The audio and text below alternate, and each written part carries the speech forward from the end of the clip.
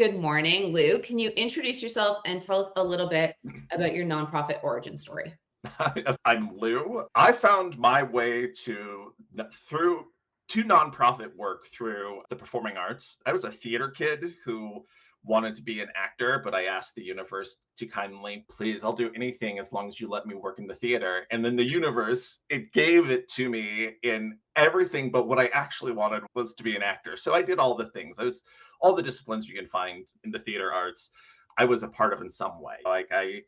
I sold tickets, I sold subscriptions, I built sets, I was a stagehand, and eventually I ended up in arts administration for a while, and I helped kids and adults training as actors, and this connected people and really found a strong community there. Eventually, I was like, I am done with nonprofit performing arts. I want to make some money, so I went into tech for a minute and I missed doing work that had a connection that was meaningful. And around the same time, my son was about two, and I was like, you know what, I want to do something cool for myself and also to be like a good example for my son. I want to start volunteering. Maybe we'll do some fundraising. And if you can't tell behind me, I'm a nerd. You can see the lightsaber on the wall and the gaming stuff. What if we could get gamers to do something really cool? Maybe they can raise money. Maybe I think at the time there's like I think it was like maybe it was the earthquake in Japan had just happened and it was huge. It was devastating. And so it's like, what if we got people who are online all the time anyway? They play games. What if we get them to play games and then make a donation? And I came up with this clever name that I thought was clever. It's called Hero by Clicking. You can be a hero by clicking. So whether it's the donate button or whether it's a video game, and I thought it was really clever. And I did what all of us did in like the mid tens or the teens. We did in the teens, 2000 like Yeah. 13. I wrote a blog, and of course, like no one read it. I had a blogspot blog somewhere, and no one read it. But I did fall in love with a nonprofit that has a local connection, and it was Children's Miracle Network Hospitals. Had a program called Extra Life, and it encouraged people to do exactly what I was saying. I felt like it was meant to be. I found this organization that I spent a lot of time with, and I eventually raised tens of thousands of dollars just in my own personal network for Extra Life. I volunteered so much and I was so involved that eventually they were like, hey, do you want to help us run this program? And it was a dream come true. Like it was exactly the work I wanted to do. I got to be working for a nonprofit that had a local connection because there's 170 local children's hospitals in North America. And it was special, and it really made me see the power of community and fundraising. And I think that's really where it started. And I got super hungry for finding ways and why Extra Life was so successful and why similar programs like it were so successful. And the core went back to it was just the people who found Yeah. connection and the superpower that I think that I had was finding ways to connect people and make them feel even better about them being in the place where we were all doing good anyway. And then eventually I moved on and worked for a fundraising platform called Tiltify. And Tiltify is, they have a great technology that really speaks to a generation of people who are looking for doing something different with their fundraising, that they have live stream tools. They're not, you could use them for like your walk run, but really they're looking to tap into that whole new generation of fundraisers and donors. And now I'm an independent contractor. I'm looking for clients who are excited about building that relationship. And something I always said, it's building those relationships we already have. We already know how to build relationships. It's just doing it in a kind of like in a different way, in a different manner, where people are in their space, as opposed to always bringing them into your space. Yeah. And it's a challenge. I love that. And I think everybody has a different entry point. And I love actually how often the arts is an entry point into nonprofit, right? And in some ways, I think the arts and nonprofit have a lot in common. Yeah, they sometimes cross over. They're both an arts and nonprofit, but they're both things are devalued sometimes in society, right? Compared to Yeah. like engineering or nursing or all of these big societal things that we value. And sometimes arts and charity work, fundraising, all of these things have a different like value in society. And Favorite thing about having worked in the nonprofit space? What do you love about working in this space? Oh, I love what puts the fire in my belly is helping people who help others. It sounds like it makes sense, but really that's what drives me to make sure that organizations have what they need, whether it's funding or strategy or just sharing their knowledge, making sure that the people who are doing good have the tools that they need, the best tools that they need to get that job done. And I love being that person to like literally hand them that tool or help them develop that tool. I find that to be the most rewarding thing. The value of the work at the end of the day is so important. And I think about whenever I was building sets many years ago as a young stage technician and carpenter. And at the end of the day, I could step back and go, oh, wow, like we did that. And we did that and it's going to be appreciated and loved. And somebody may not understand all the work that went into making that there, but I'm helping the other artists tell their story. And I think I Yeah. take that same kind of mentality of I didn't ever think I was going to be the behind the scenes guy because I was an actor. I can speak in front of people. I can engage and be interesting. I don't know. But I love being that person essentially who's coming up with this right now. I'm the stagehand for all of these fundraisers and all of these organizations that are trying to put on the show. And I think to me, there's a lot of value and it's very rewarding to be a part of that story. I love that messaging, like that idea of being a stagehand. I think that's often people who are in-house nonprofit very much see themselves as the stagehand to supporting whatever their mission is, right? Sure. They're the stagehand here that changes lives, that provides opportunities, whatever their nonprofit mission may be. But then we also forget that it's a daisy chain, right? Like the support has to then come further back, right? Like we all need support. Yeah. There's not someone just at some level who doesn't need any help whatsoever. And I think Right. too often nonprofits and the scarcity mindset goes, no, we have to figure out how to do this all on our own.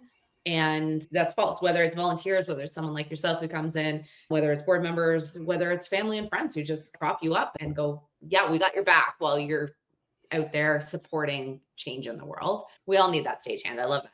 Challenges of the work. What do you see as some of the biggest challenges in nonprofit?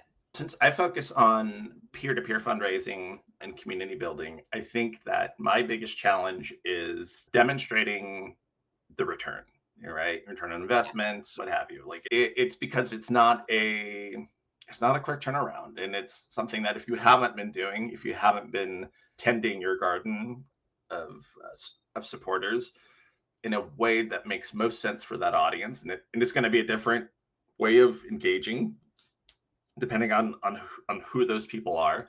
That the challenge is that may not bear the fruit that you want it to bear in 6 months, in a year. Yeah. It may be a couple of years before you start to see that people get it, especially if you're trying to create conversation and community around your brand, around your cause, or what have you. They just may not get it. If you haven't been doing it, they may not get it right away. But as soon as they do, then it starts to catch a little bit of fire, Yeah. and it starts to grow into something.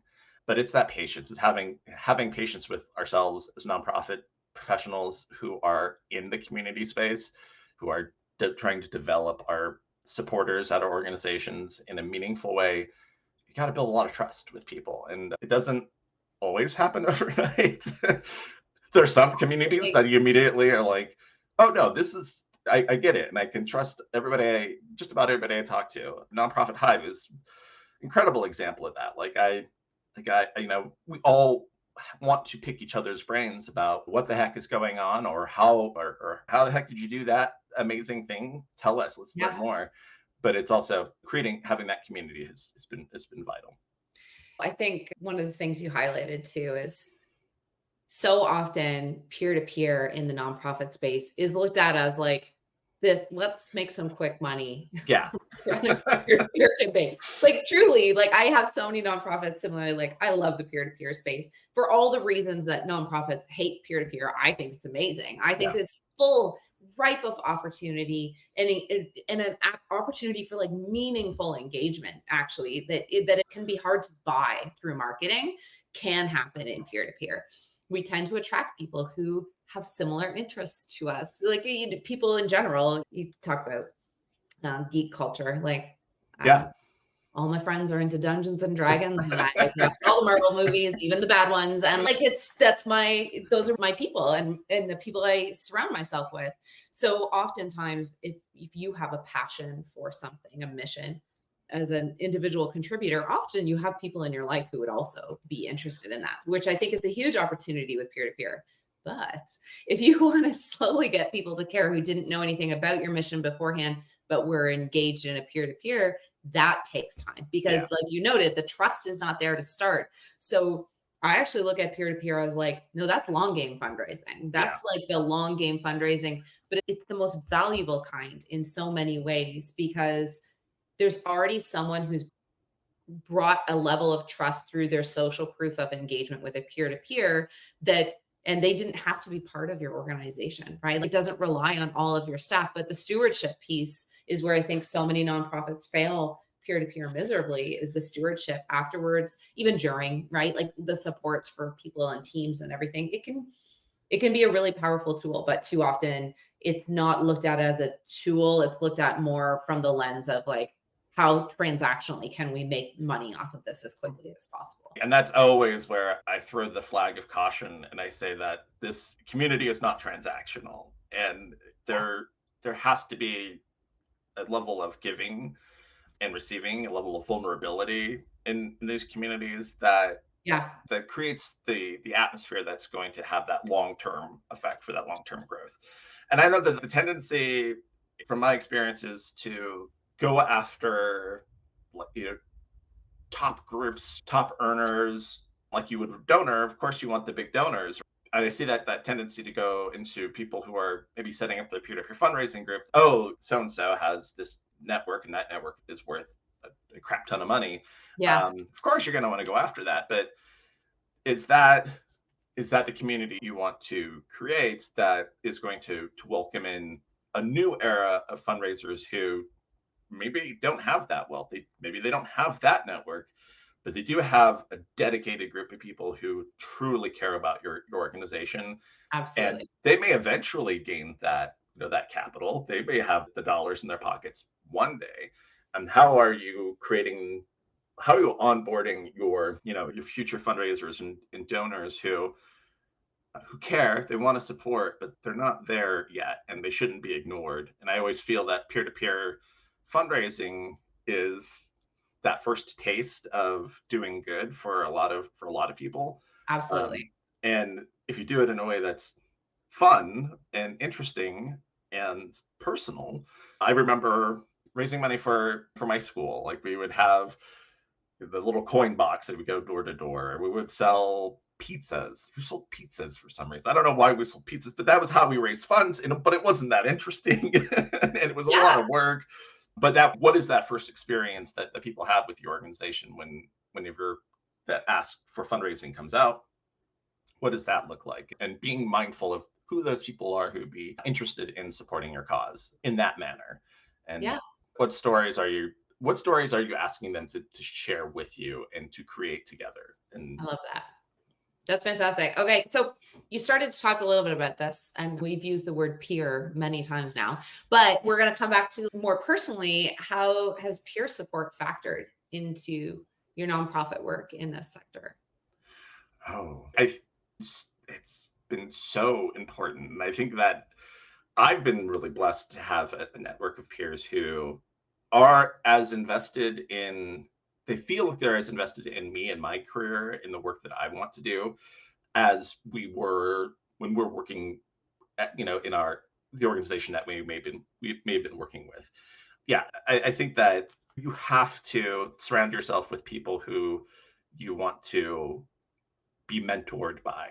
I think been a lesson that I've learned this last year is I don't necessarily want to be the expert in the room. I want to have the really smart people to be in the room with me so I can absorb and I can then mentor people because I've had the experience of how knowledge is shared and how you support someone as a peer. I think it's been vital to make sure that you're giving back and that you're creating connections with people that thanks, you just never know. You never know how you're going to affect someone.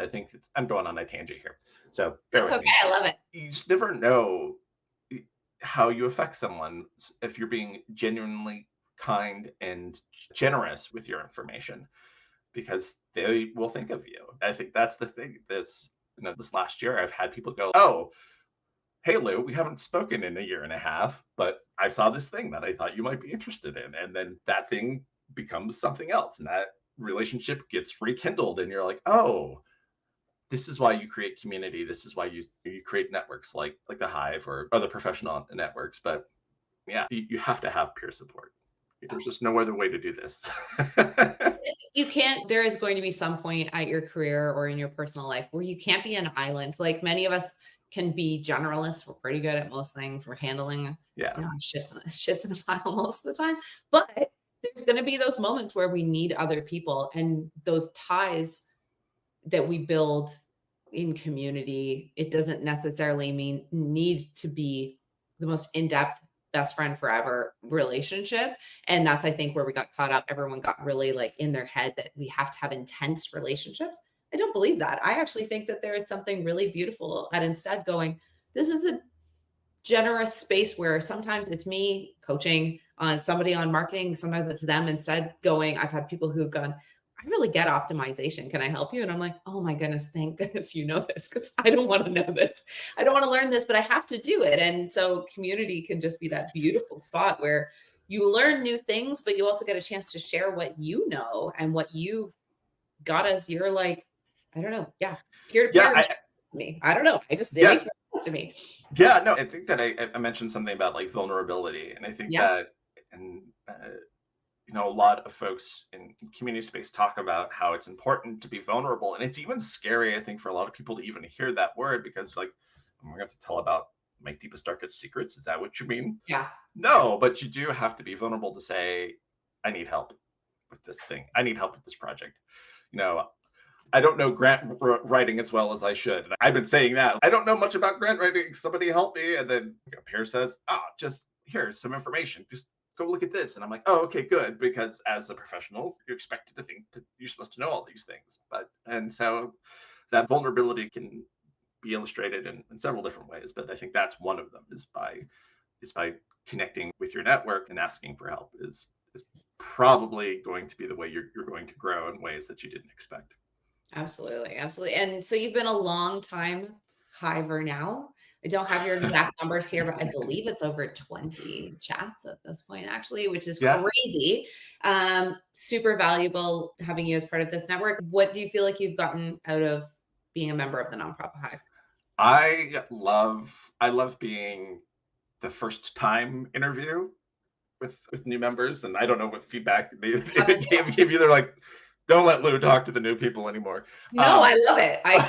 You know, here's Lou. He's got you. and I think that's it. I feel that seems right. I've been doing this for a better part of this year, and we're over halfway Yeah, through the year. So yeah, I haven't missed many weeks, just because they're enjoyable. Because you have this nonprofit speed dating moment where you're really getting to know someone or getting to know what's happening to them right then. It's been fascinating, and it's such a fantastic way to let people know that you're not alone in this space, absolutely. Yeah. because it can be isolating, and especially for most of the people I've talked to are remote workers, and so we don't have the water cooler talks that we may have had when we were in office or when we were coming up earlier in our careers, where you had that camaraderie, and now we have a way to have that outlet. And it's valuable because now I have a list of people that not only I can tap into if I have a question, but also if I see a cool listing. Like, this happens to me all the time where someone who I've spoken to on, on a Hive chat will tag me in something that they think was the thing that we were talking about in our conversation. And Yeah. most of the time, I guess I've explained what I do correctly now because they tag me in some really cool stuff. And I'm like, Mike, you think I could do that? I'm like, oh, okay, well, yeah, let's do this. It's great. No, it's been so valuable. And I love that. I think very similar to what we were talking about with geeky culture, and it's similar in nonprofit, right? It feels very much um, in the same way that I can start a conversation with someone who's really into, I love zombie movies. It's super random, but I do. And there is just lots of, that's what I enjoy. I've watched pretty much everything that's out there. And when you find those other people who also are like just can super geek out on that stuff, it feels like the same thing does apply to nonprofit because it attracts a passionate group of people who are like, I love this. This is what I love. Is it hard? Absolutely. It does. I don't want to trivialize how challenging the work is, but it also is this just special space that attracts a certain type of people who changing the world is their jam. Having impact is their jam. They want to do something with their careers that feels meaningful and creates change. And that isn't everybody, right? That is not the case for everybody who has a job. But it is in this space. And so there's just something wonderful about talking to other passionate people, even when they're going, oh, I'm exhausted. I'm so tired. I can't figure out this marketing thing. And you have this moment of like connection. For me, it's usually over marketing where they're like, oh, that's the breakthrough I needed. Okay, it's good. And then they can go and get started again, right? On what they were working on and reignite some of that excitement. Or I love getting people to talk about their missions because they have lots to say. It's just they're not necessarily flexing that muscle every yeah, day in their day to day. And so that's been great for me with the Hive. yeah, and I think that you tapped into it. We talked about geek culture or interest groups, right? I think I love finding the crossover of why people are passionate maybe about quilting, and they exist. There's some Yeah. amazing quilters out there who have these communities where they talk and they build quilts together, and there's these groups of people like that. It's that connection with each other, whatever that intangible thing we are as humans that need to talk about, that thing that really excites us, brings us together. And I think that finding ways to find that connection through our nonprofit, our peer-to-peer fundraising communities is crucial, right? Like Yeah. I haven't cracked the code yet because I think it's just complicated, and that you have to be very genuine and authentic whenever you're creating this programming. But there's something about exactly what you were just talking about, that desire to connect with somebody on that thing that you think is so amazing. Yeah. And maybe it's just that. Maybe we just cracked the code. Maybe it's not complicated at all. Maybe it's I not, don't maybe we're overcomplicating. know. You're overcomplicating it. Okay, this is amazing, Luke. How can people get in touch with you? And what's your service offering? Where are you headed professionally at the moment? Yeah, that's a great question. I don't know if we have enough time for that, Tasha. No, I mean, find me on LinkedIn, Lou Adducci. All my information's there. I also have a consulting company called Lunity, which I thought was really cute and funny. Yeah. But lunity.co is where you can find out about what I offer. And really, it's two things. I want to help you build your community, and I can help you manage it and find opportunities for growth if you already have a community. So those are two of the main things I'm currently offering. And then moving forward, I just want to work with orgs who are doing what you said, are making impact, and who want to leave this place better than we found it. And I think there's enough folks like that. So if I can help be that stagehand for an organization, then please bring me on board and let's have a chat. I feel like this is your new LinkedIn tagline, stagehand to nonprofits. I might have to tap. I've been trying to find the thing to tap back into my theater background, and that just might be it. Stagehand to nonprofits currently building community, or I don't know. You play around We'll with play that. with it. We'll workshop it. I love it. It's really cool. You said it yourself. You need to say it out loud. But this was great, Lou. Thank you so much for your time. And this was wonderful to connect. Thank you.